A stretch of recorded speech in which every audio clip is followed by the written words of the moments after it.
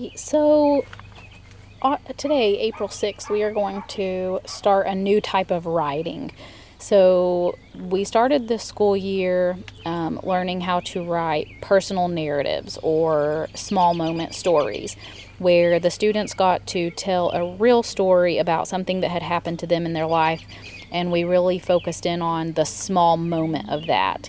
Not wanting to tell about an entire beach trip, but just one small moment of that beach trip that they could really hone in on the events and things that surrounded them that happened, and just really focus on the feelings and emotions and conversations that were happening in those small moments.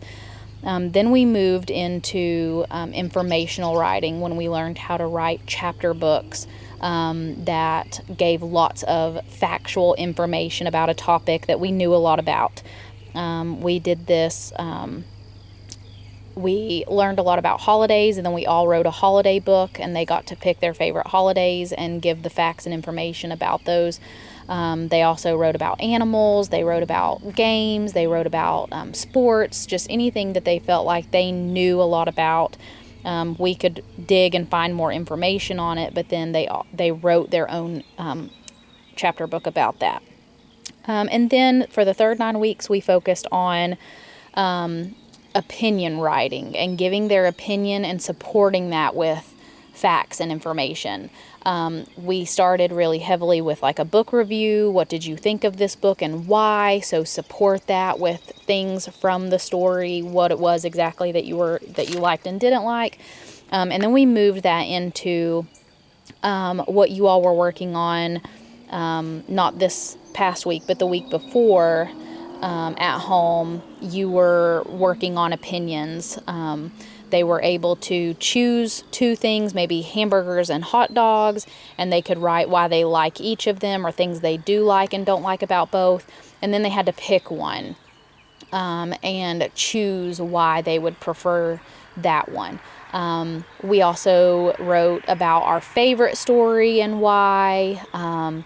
We chose between cats versus dogs, your favorite season, and again, just supporting why behind that. So for the fourth 9 weeks, we are moving into writing realistic fiction, more or less. So I want the students to be writing fictional stories, but we really want to focus in on making it somewhat realistic. It doesn't always have to be a realistic fiction, but that's just where we're going to start. So the gist of what we're going to be talking about over the next couple of weeks is going to be just these main steps of how to write a realistic fiction. So any kind of fictional story, you want to think of a pretend character.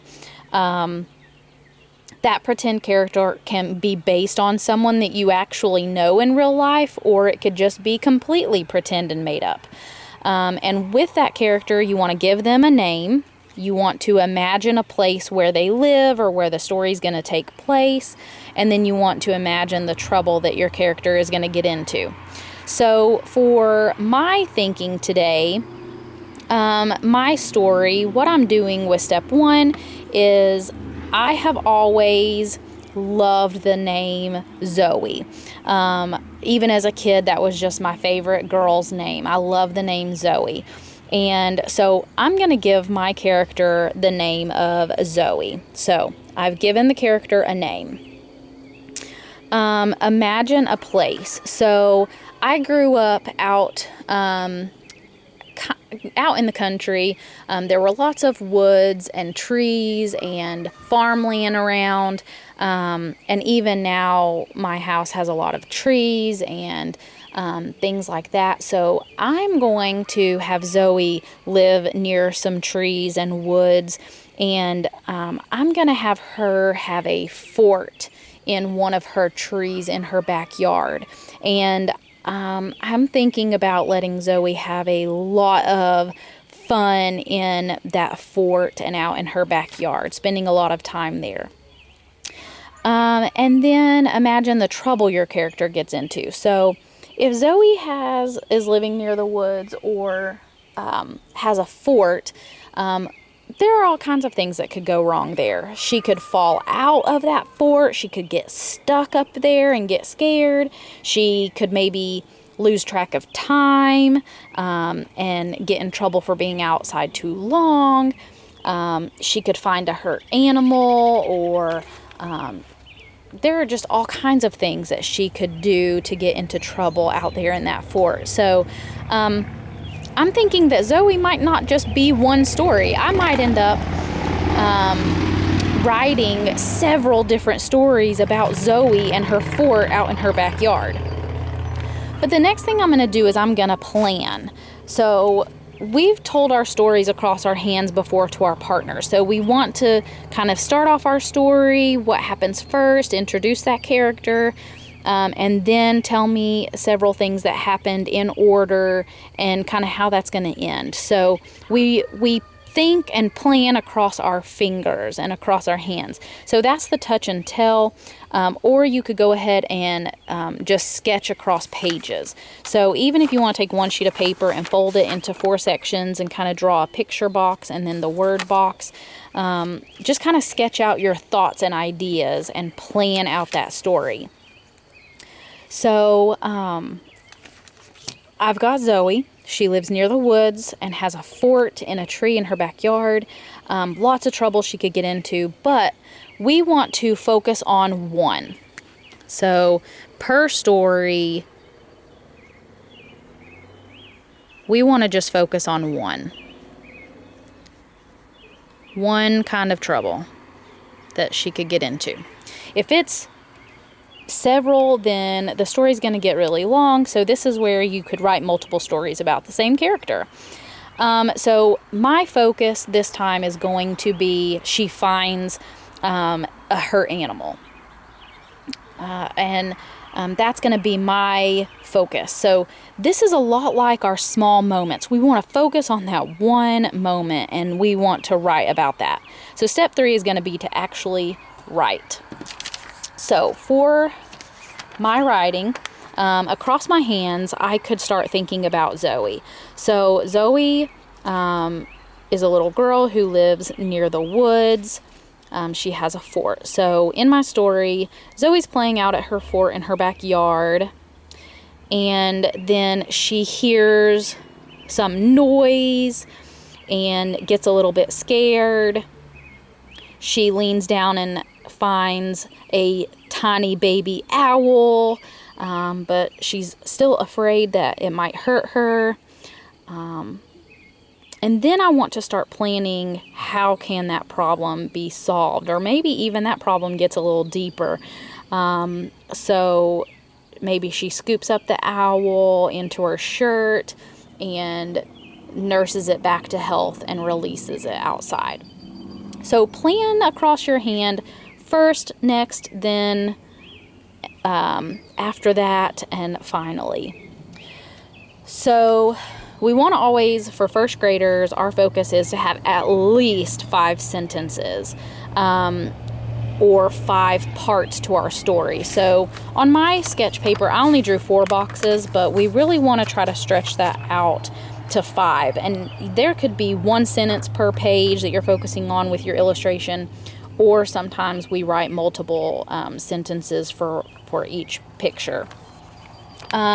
So here is my little quick sketch and my story and how it has started. I'm not finished quite yet, but Zoe heard a noise. Hoo, hoo, squeak. What is that? She thought. She leaned down by the bush. It was a tiny baby owl. Zoe was afraid it could hurt her.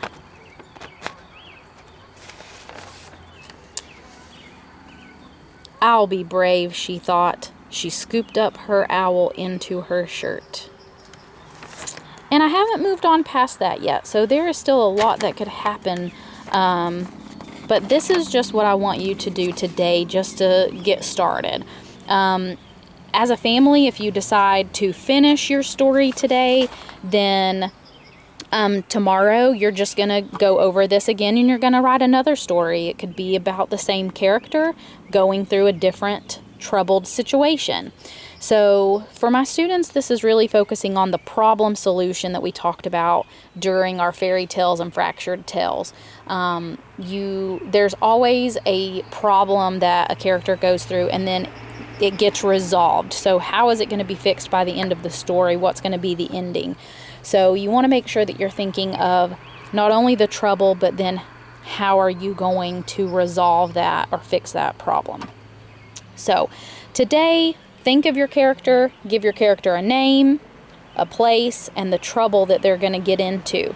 Plan across your fingers and then sketch that across your pages, and then write that story. If you want to just start that story, that is perfectly fine. If you want to completely finish one story and it's 4 or 5 illustrations and sentences long, then that's perfectly fine. Just really come up with that character, place, and trouble. That's what I want you to focus on today. So, realistic fiction, if I didn't explain that well, fiction is a made-up story. This is a story that is not true. It did not really happen. But when we say it was realistic fiction, then it is something that could really happen in real life. So it doesn't have made-up crazy characters that we don't see in real life. They can be realistic, but we are just choosing to make it up. So, could this really happen? Could a little girl really have a fort in her backyard and find an owl? Absolutely. All of that could really happen. Did it happen to me? No. Do I know anybody that it happened to? No. But it could really happen. So that's what makes it a realistic fiction. If you all have any questions about this or need any help with the expectations of the writing, please let me know. I will put a writing rubric on Class Dojo to help you see what the first grade expectations are with that.